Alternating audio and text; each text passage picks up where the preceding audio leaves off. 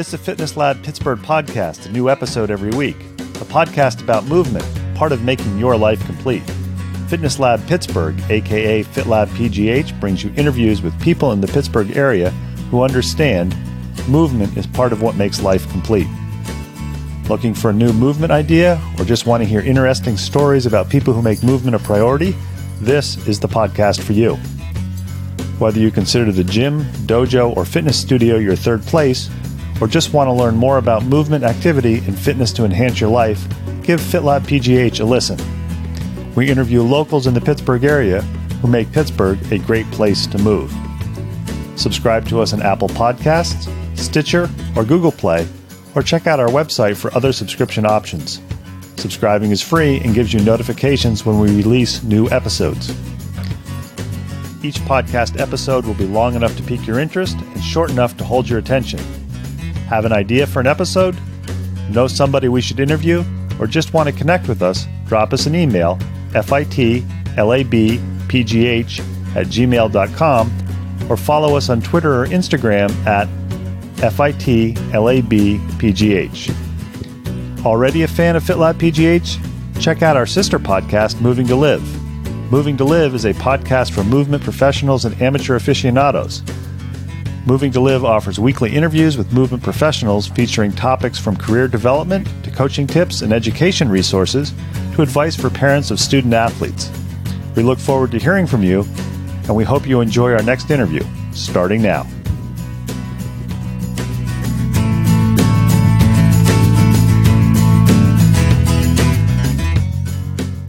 Today's interview is a combo interview that we did for both Moving to Live and FitLab Pittsburgh. Both these podcasts are based in the Pittsburgh, Pennsylvania area. They both treat movement as a lifestyle, not just an activity. If you like what you're hearing and you're listening to us on Moving to Live or you're listening to us on FitLab Pittsburgh, make sure you check out the other podcast. Leave us some positive feedback on whatever podcast app you're using and drop us a message through social media or our emails to let us know what you like and offer suggestions for future interviews. Today, we're interviewing Mike Schultz of Highland Training. Mike is an endurance coach, an endurance cyclist, and he has a great story as well as advice of what it takes to be successful long-term in the endurance coaching field. FitLab PGH back with another podcast episode. You'll probably also hear this podcast on Moving to Live. They are sister podcasts. We firmly believe that you should treat movement as a lifestyle, not just an activity. We try to interview a wide variety of people who move, people who are involved in training people to move more or move better. Today's guest came as a recommendation from Elaine Tierney. Elaine suggested her fiance, who we're still trying to connect with, and she also suggested Mike Schultz of Highland Training. Mike has an interesting and eclectic story. I think he's been involved in doing endurance things almost as long as I have. Mike, I'll tell you in advance, my first heart rate monitor was in 1990, but not that far difference. We're here at Coffee Buddha, enjoying the rainy weather.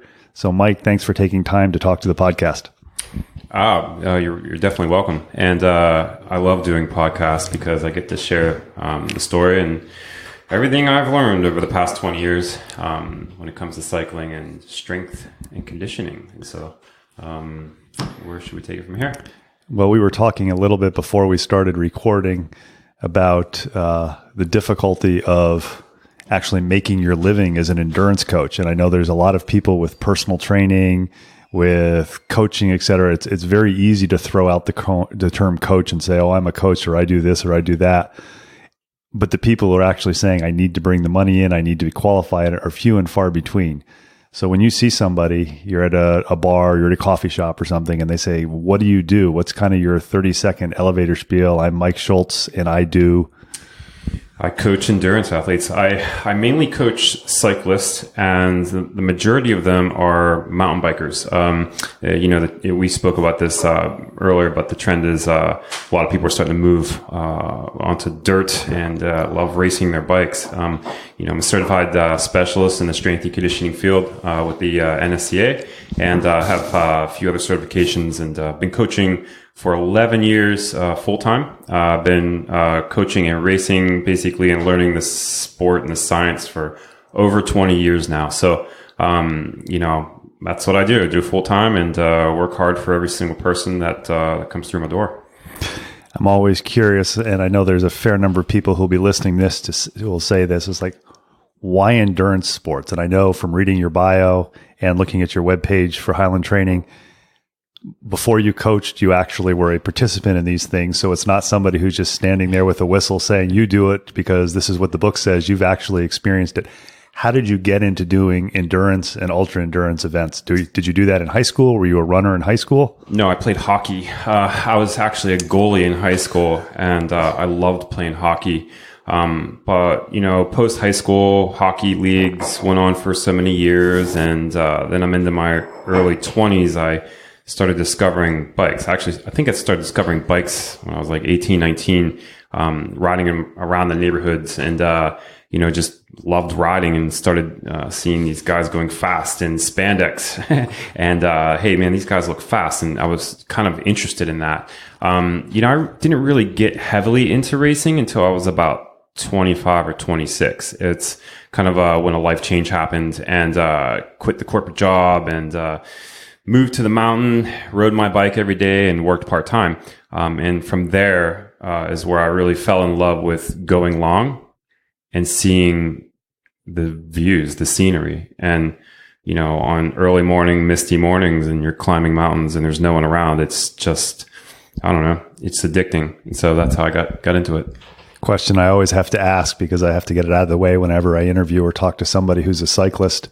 You've probably heard the equation. The perfect number of bikes is N+1, where N is the current number you have. So how many bikes do you currently have? Well, I have a few bikes, and I have a few bikes that are not even operational right now. I am not the tech guy. I just like to feel fast and fit on the bike. I always have. I may always will.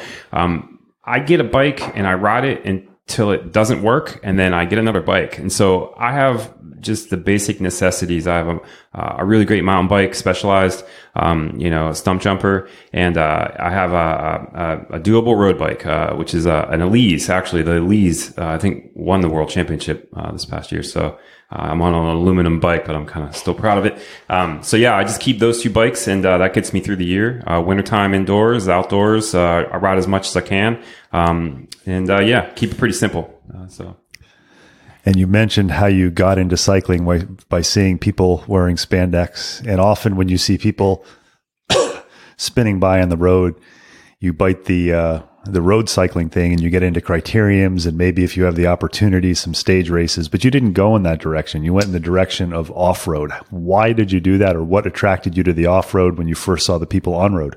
Well, when I moved to the Somerset, Seven Springs area, there was tons of trails. And for whatever reason, all of my friends at the time rode mountain bikes. And actually, I remember my first mountain bike ride. It was a night ride, and it was late at night after kind of a night of celebrating. And it was a short ride, and it scared the bejesus out of me, but it hooked me on night riding. And that's how, just mountain biking in general. I think seeing my friends do it, and no one was really into a ton of road riding back then. That was like in the mid 90s. There were road rides that were happening, races were happening, but there were way more mountain bike races happening. And then you started learning about West Virginia and the West Virginia Mountain Bike Series.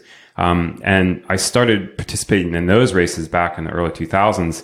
And then it's like, okay, there's this whole world here of mountain bike races and trails, and this is fun. So that's where the addiction to mountain biking came in. And I know I've talked to a few people who exercise outdoors and end up in the mountains or on the trails. And there really is something about not having to worry about cars and people buzzing you. 100%. As you mentioned, the misty mornings, sometimes you're focusing on the training. Sometimes you're just focusing and going, wow, look what I just saw. Right. Exactly. I don't know. It's just, I'm a nature boy. So yeah, anytime I'm in the woods and through the trees and you're pedaling that ribbon of single track and you're flowing with it. And with today's bikes, it's way more fun because, as you remember, 20 years ago, bikes were way different. V-brakes, and there were none of this, disc brakes and hydraulic stuff going on. So, whole new world. And I used to say, I don't need disc brakes. I don't need hydraulic brakes. I don't need front suspension. I still have a hardtail, but hydraulic brakes and front suspension are now a requirement for me. Yeah, absolutely. I'm a hardtail. I've never ridden a full suspension. And I just like the simplicity of, and maintenance wise, that's why I only have a few bikes, because I don't have the time to spend a lot of time in maintenance, which all my friends know. So along with me, you can add to, I told Elaine during our interview with her that I blamed her for spending a lot of money on bikes because she and her ex-husband started Dirt Rag. I'm curious though, you dropped down the rabbit hole of doing mountain bike races, doing 24-hour races, just being in the mountains. What was it that made you kind of turn the corner and say, okay, I'm going to start coaching too? Because that's a big step upwards or a big change from just saying, I'm going to get on my bike and ride a lot. Well, it all started when I put a heart rate monitor on in the early 2000s, and I became fascinated with heart rates. And then over the next 6-7 years, I started learning that there were a lot of people out there that just didn't know how to interpret heart rates, how to use them, and they weren't using the right information. So that drove me into wanting to learn more on the strength side of things. And I think it was like 2006, I got certified as a personal trainer through the NSCA. And at the same time, I met a friend, and he was like, you need to get your CSCS because that is going to teach you a lot of science. And so then the next few years, I pursued that. And it wasn't until after that, I then said, okay, now what am I going to do with this? Because, I get a CSCS, I can maybe go into football, or I can maybe go into hockey. I love hockey. But I was like, I'm so into cycling, I should stick with cycling. And then when I started seeing the cycling community, I was like, wow, I'm a strength and conditioning coach, and I can be a cycling coach. And then that's when all of the heart rate and the power info, and as we talked earlier, iPhones and technology, and then it just blew up. And then all of a sudden now I have all this data to study, and it became fascinating. And that's pretty much my quick story. I'm curious if you can think back then when you were saying, I want to get more knowledge. Why did you decide on the NSCA CPT as your CPT? Because I know there's probably 100 certifications out there. There are some that are a little more difficult, NSCA, ACSM, NASM, and ACE probably. Those are probably the 4 big ones. But what was it that you said, I want to do this particular one? That's a good question. The NSCA, and I did my research because I was going back and forth between the NSCA and the ACSM. And then, just through self-study and research, I learned that the ACSM was more of a clinical side of things, and the NSCA was more sports-oriented. And so I knew I wanted to go sports-oriented. And so that's where I started. That's basically how. And plus, with the journals and the strength and conditioning journals and all the research that goes along with the NSCA, that really attracted me to the NSCA. I think that there's a lot of people who forget that one of the benefits of some of these organizations, ACSM, NSCA, is as a member, you get these journals where even if you aren't a researcher, you can just kind of drop down the rabbit hole, and rather than have somebody tell you, this is what the research says, you can read the research and say, oh, well, they talk about well-trained cyclists, but these cyclists only average 50 miles a week. That's not really a well-trained cyclist. And I love that you just said that, because out of all of the research articles that I've done, and I've written a lot, I write a lot for Training Peaks, and I try, if many of the science articles that I write, I try to dive into the research. And when diving into the research, you need to be able to say, all right, this is good research. Well, it's all good research, but this is quality, or this is exactly what I'm looking for, because they're using 20 Tour de France riders, and they're also using 20 mom and pop riders, and they're taking the results between both, or they're using a study of 500 people or 1,000 people, and that's a lot of data. Sure, if you see some of the studies I've read, like you said, they're using 10 well-trained cyclists, and they don't explain how well-trained or how long they've been riding. So many variables in this stuff that, you kind of look at studies like that and say, all right, let's go to the next study and let's see what the next study says. So.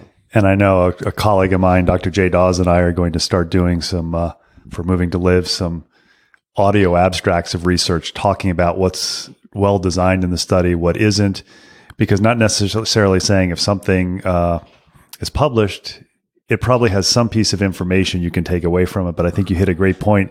If they used 10 well-trained cyclists, whatever the definition of well-trained is, you might look at that a little bit differently, as opposed to if they say we had 250 well-trained cyclists who averaged 150 miles a week for the 8 months prior to the data collection. 100%. So it's always be critical. Don't read it passively. And I'm sure you'll agree with me from the educational opportunity is there's reading for pleasure, like picking up the local newspaper, or I guess now in Pittsburgh, reading online local newspaper. Yeah.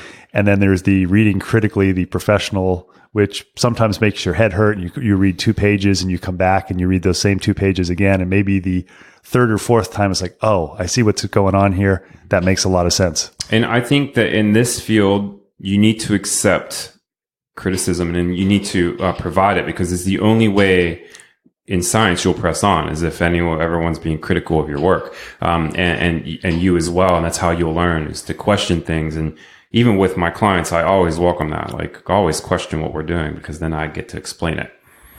If you have an ego, you're going to be limited in how well you do. And if you're the smartest person in the room, you're in the wrong room. That's a good way to put it. So we're talking with Mike Schultz, Highland Training. You basically geek out on heart rates. You realize that you like racing. You like being in the mountains. You pursue certifications so that you can, first of all, gain a little more knowledge for yourself, and then say, wait a second, I think I can help other people. Mm-hmm.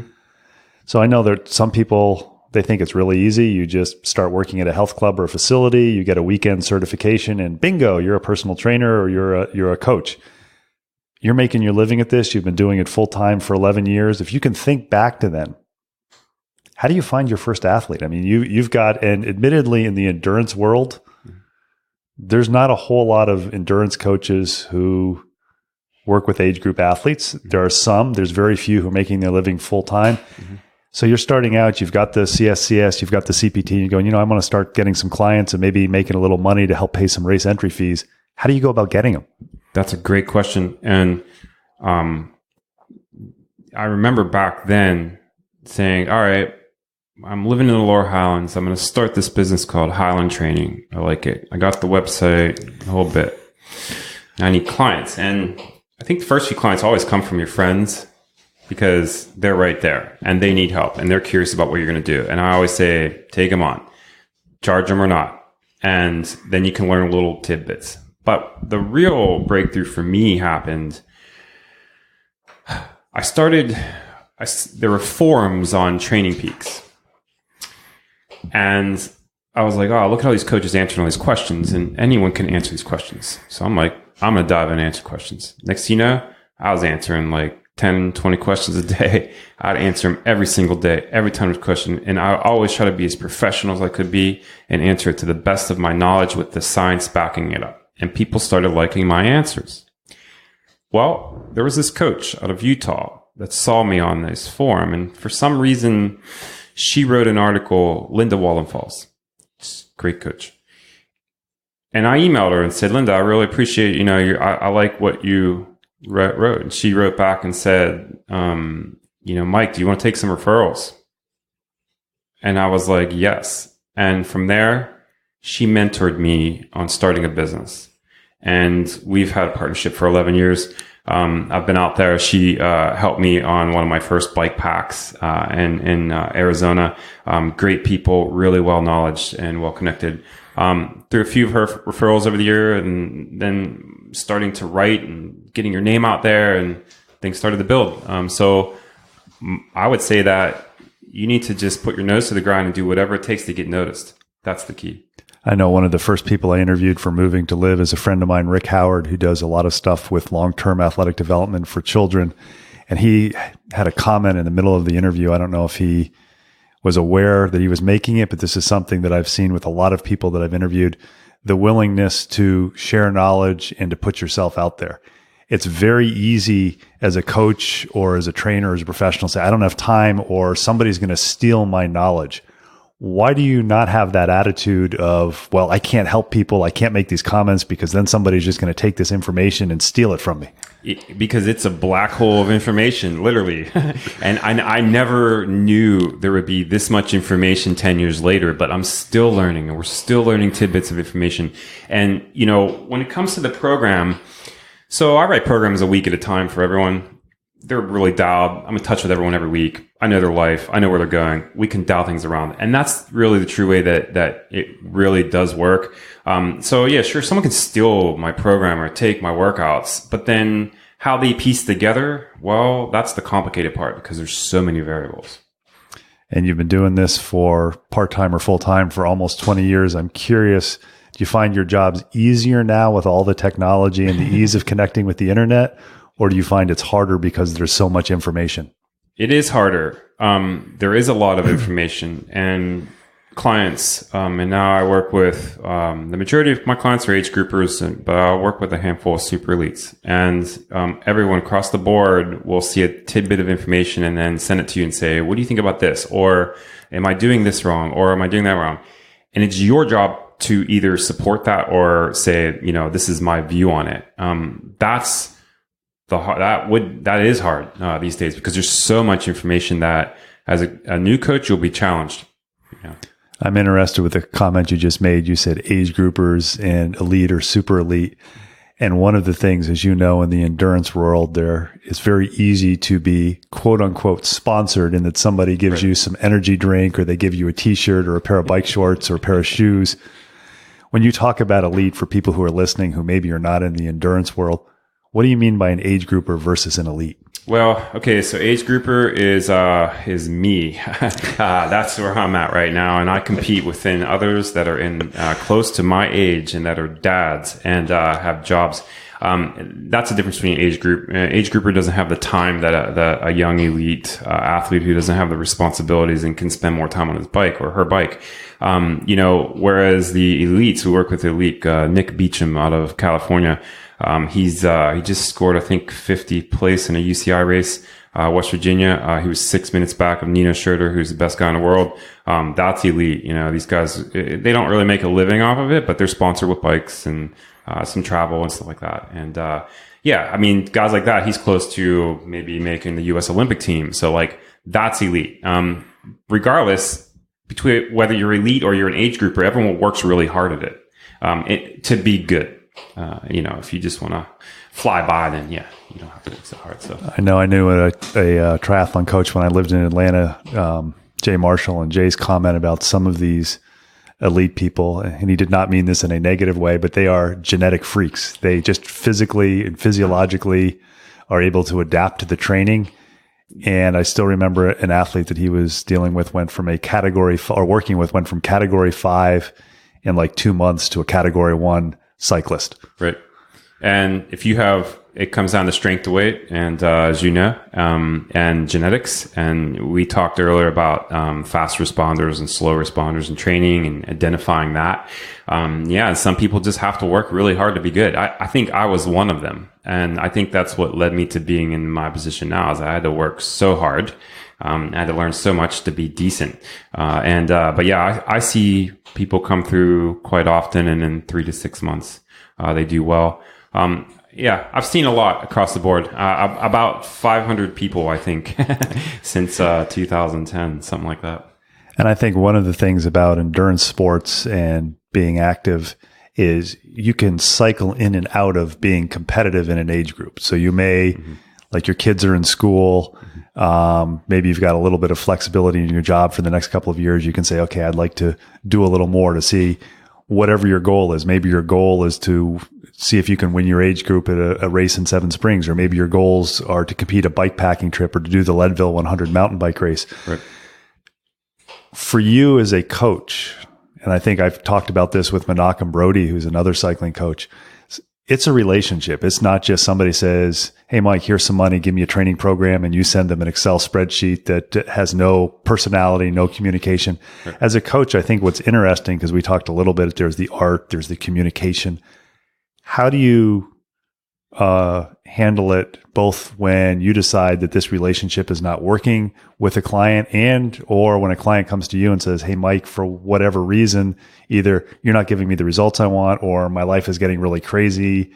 It's not really a firing you, but it's I'm not going to use you as a coach. How do you approach that? And was this a learning process? It is, because early on when you're working with few people and then people would drop for whatever life reason, it would be really hard. Because then that's your income. And even now it's still hard because you invest all of your time into people and you're investing your, everything you have, emotionally even. And so when you bring someone on to your roster, sure, you're thinking about them all the time. It's part of it. So when they drop, I go to new coach. It always stings, but at the same time, I'm like, cool. Then you get to experience that other person, and then you can compare that to what we did, and that will help you learn. And if I did a really good job, then that will come out in the end. And that's how I look at it. I've never really fired a client. I've worked with some really tough cookies, type A individuals that want every answer all the time, and I respond to it, and I just work really hard. And usually, if they don't get what they want, I was taught early on that you're never going to please 100% of people out there. Like, it's impossible. And I know we were talking before we were recording. You were telling me about a client who had left you, went with somebody else, and went to another person, and now, after 2 or 3 coaches, they're back with you. So Correct. It always makes sense not to burn a bridge. Absolutely. I invite everyone back at any time. Actually, a lady from Arizona just came back to me from 6 years ago. She wants to get back into it and is in a different life position. And she's really fast and competitive. And, I then treat her like a brand new client at this time, and we roll from here.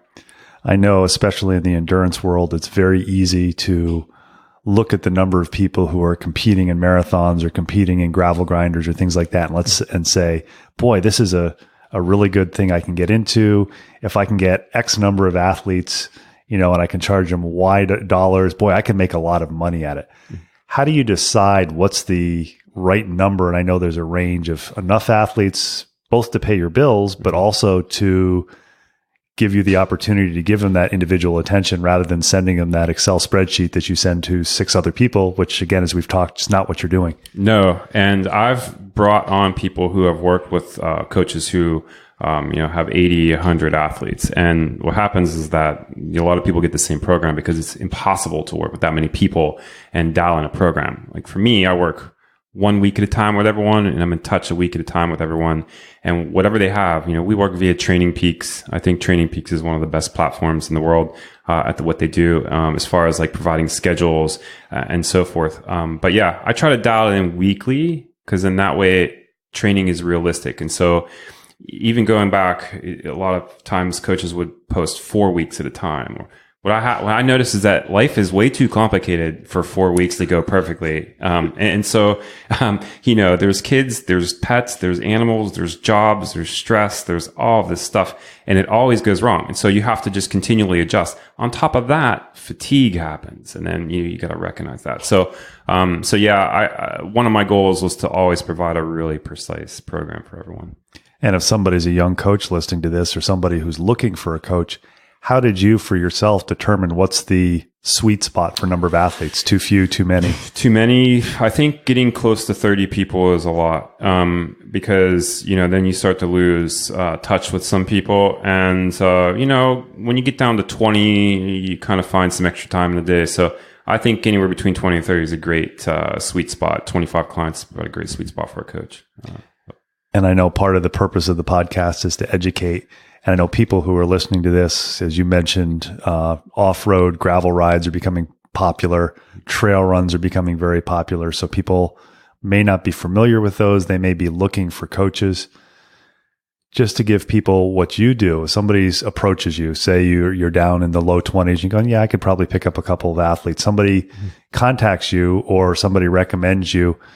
What's the commitment from an athlete? Do they have to sign up for a specific period of time, or how does that work? I never do contracts. And from my mentor, she taught me this, is that she taught me a few things. You have to charge for what you do, because if you do, you'll work really hard for it. So charge what's fair and fair in the market. And B, she doesn't do any contracts because that means that her clients pay her bills every single month, 1 month at a time. And if she loses those people, then she better do a better job. And so she goes, I don't do contracts because then I work harder for people. And she was right about both of those things. So 1 month at a time. And I've been working with people for 11 years straight. I have a lot of clients that have been with me for 6 or 7 years, and eventually amazing, and they're still making gains. Eventually they drop. But yeah, it's, you work hard for people, you'll get the result on the business side that you want. And for people who are listening to this, maybe they don't have a racing goal.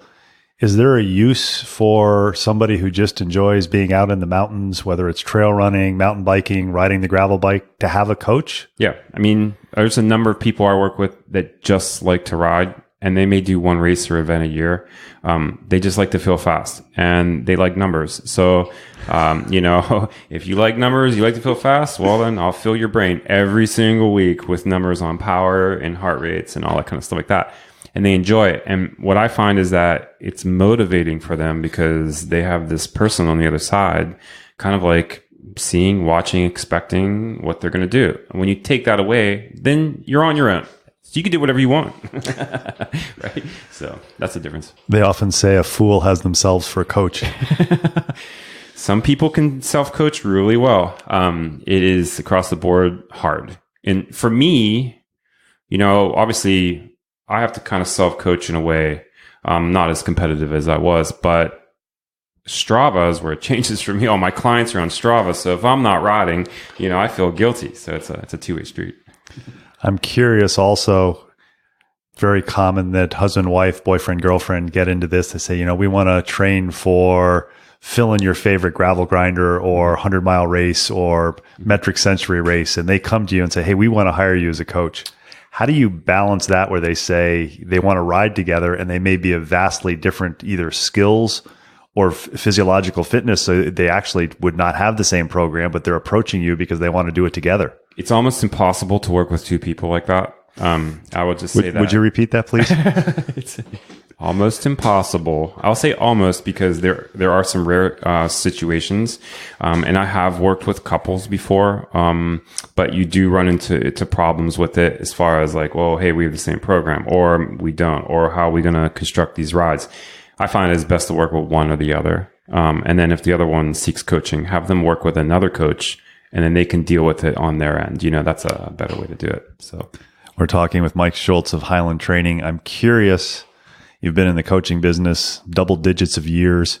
You're here in Pittsburgh as we were talking. I don't think we're being insulting by saying Pittsburgh is not a hotbed for endurance activities. Why the decision to stay in the Pittsburgh area as opposed to saying, boy, I'm going to go out to where my mentor is in Utah, or I'm going to go to Colorado or Wyoming or someplace where you're not the weird guy riding down the road in the middle of winter in tights and a beanie, but you're kind of the norm? It's a good question. And I questioned that a long time ago. Then I met my wife and she works in the city, and that's what decided it. But I love this city. I love the topography. It's just always been home for me. So I didn't really want to move anywhere. And I enjoy traveling out west. I enjoy going to Colorado. I enjoy visiting places, but I really enjoy coming home. And so I knew, when you have that feeling, it's like, I knew that if I was good at endurance, I could do it anywhere. It didn't matter where I was. And so, that's why I stayed here. And I know that one of the opportunities or benefits of Pittsburgh is cost of living is significantly cheaper. So you can afford to go to those destinations to do those things. I'm curious how you approach an athlete who comes to you who maybe has a goal, but they don't have the time to achieve that goal. You mentioned that a number of the people you work with are high-powered attorneys and physicians, and we all know, especially with physicians and attorneys, number of patients, billable hours, they may have a goal and say, man, I want to do this 24-hour race, or I want to do this 100-mile race, and I have this goal in mind. And just from your knowledge that they don't have time in the day, week, month to train for it. How do you give them realistic expectations where maybe they can train for it and complete it, but not compete in it? Yeah, that's important to set up realistic expectations with people. And what's funny is I just brought on a lady, I think I just mentioned, and she fits that exact bill. She's really busy. She's a teacher. She teaches outside of teaching, but she likes to ride a bike and wants to race at 24-hour single speed in February. Okay, and so she needs an hour a day, Monday through Friday, but on the weekends she can ride. So for her, expectations are sort of realistic because she can get out for long rides on the weekends. And that makes it the bill. We spoke about it earlier. There is a sweet spot for prescribing certain intensity and certain volume, and you don't necessarily need big volume all the time to do well at big races. You just need spots of volume here and there to prep you for that long distance. So for most people, their goals are actually achievable.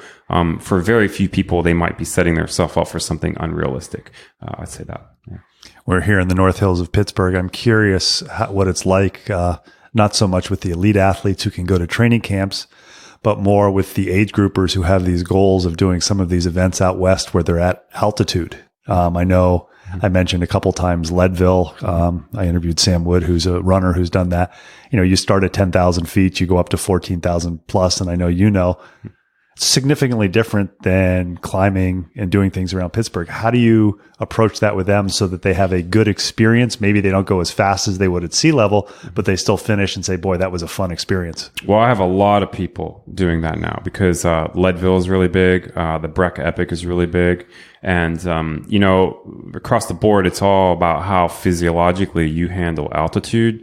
It's also about how many times you've raced at altitude. I'm finding I've raced altitude quite a bit, and so now when I go back to altitude, I acclimate pretty fast where I didn't 10 years ago.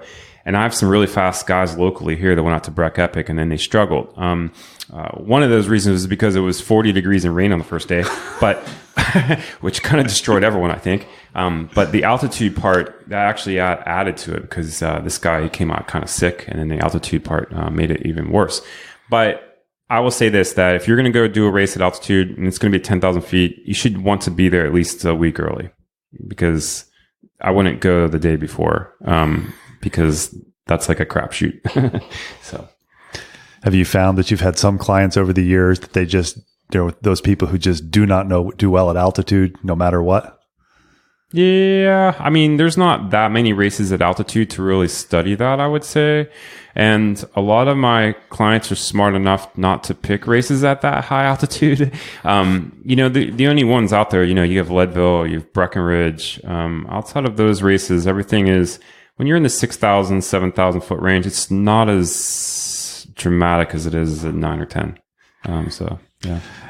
You've mentioned, Mike, that a number of your clients are fairly high-powered individuals. And I know one of the things people often talk about when they meet attorneys or they meet doctors or they see their attorney or see their doctor is they're very driven, they're very focused. Some people would term arrogant. Do you find it interesting to deal with these individuals? Do they try to tell you what to do, or do you find that they're approaching you because it's kind of, I recognize this is outside of my wheelhouse and Mike's the expert here? 100%. And, I've tried to work really hard to learn as much as I could over the past 10 years so I could be that expert. I'm still learning. But when anyone comes to me, I would say that we go back to people starting in this field, you got to be confident about what you're doing. And the more knowledge you have with the science and the studies and the experience, more confident you'll be. No, everyone just leaves it up to me. And I work with a lot of people who are really busy and successful, and they say all the time, like, just put it in a training peaks and I'll do it. And it's a little more complicated than that. They have to gain power and speed. That's the other part of it. If they're not making gains, they won't last. But yes, in this field, you got to just be firm at what you know and put it out there. Yeah. And I think you've really hit on a couple of times the importance of continuing to learn. I know I had somebody before I went and got my doctorate to say, why do you want to get your doctorate? You should already have enough education.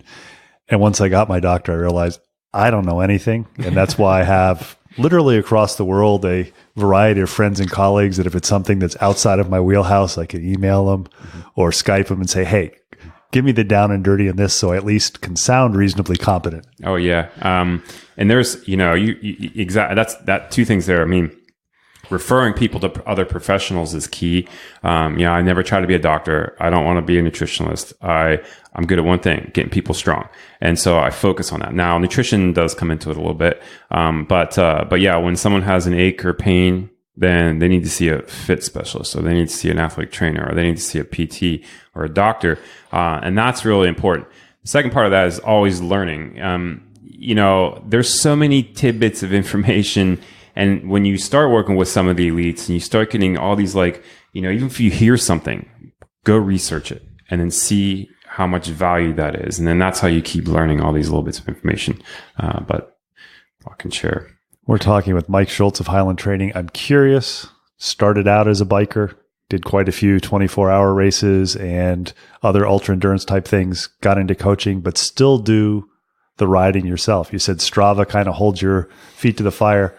But a lot of people, they hit a certain age and they kind of say, yeah, I'm done. I don't want to do this anymore. What keeps you doing some sort of movement in addition to the coaching?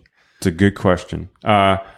fitness. Yeah, when I started though, so way back in the late 2000s, I got away from cycling for a few years and gained some weight.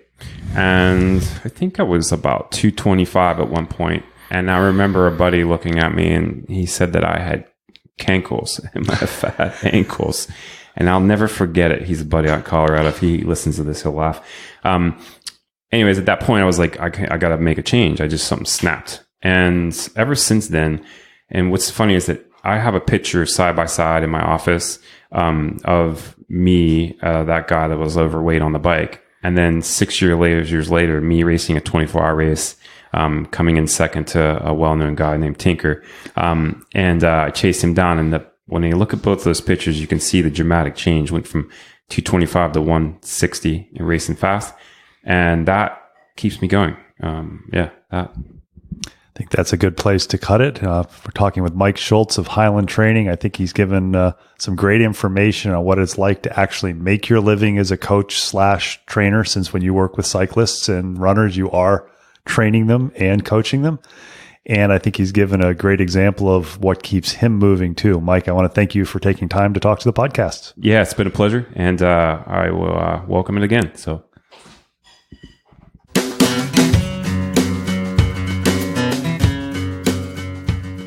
Thanks for listening to the latest episode of FitLab PGH, brought to you by Moving to Live. Intro and exit music is Marathon Man by Jason Shaw. Check out the show notes for contact info for our latest guests, links to other information mentioned in the episode, and links to our sister podcast, Moving to Live. Moving to Live is a podcast about movement and exercise for professionals and amateur aficionados. Moving to Live offers topics from career development to coaching tips and education resources to advice for parents of student athletes.